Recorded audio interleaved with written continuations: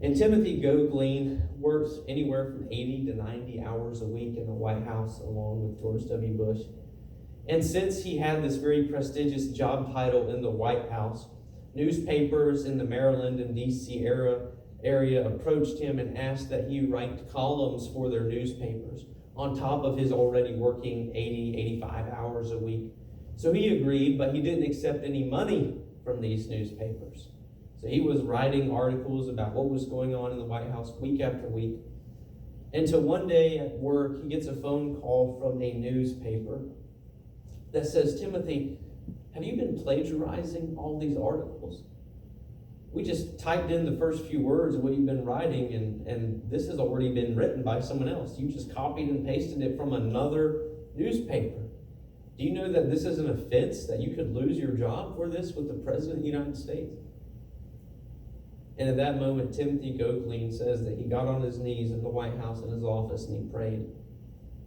Because imagining working for the President of the United States and the reason you get fired is because you've been plagiarizing articles for a side job which you aren't even getting paid for. If there's any way to lose your job, that's perhaps the dumbest way to do it.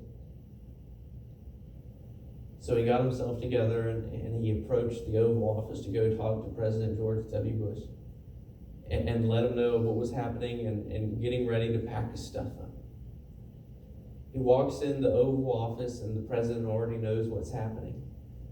And he sits down on the sofa in the Oval Office and sits farthest away from the president as he can. And the president says, no, come sit beside me. And Timothy's thinking, oh my goodness.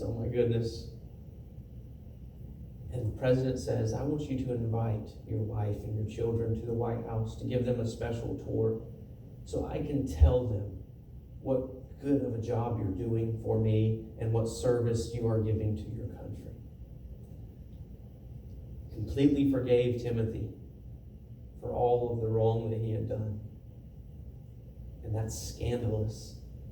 But it's not as scandalous and amazing as Jesus hanging on the cross, praying for a world that has crucified him and spit in his face, a world that broke his body and a world that broke his spirit.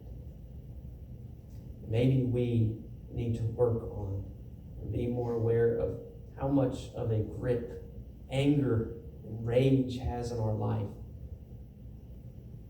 And remain angry towards sin, but earnestly and sincerely plead for other people that believe what they're doing is right.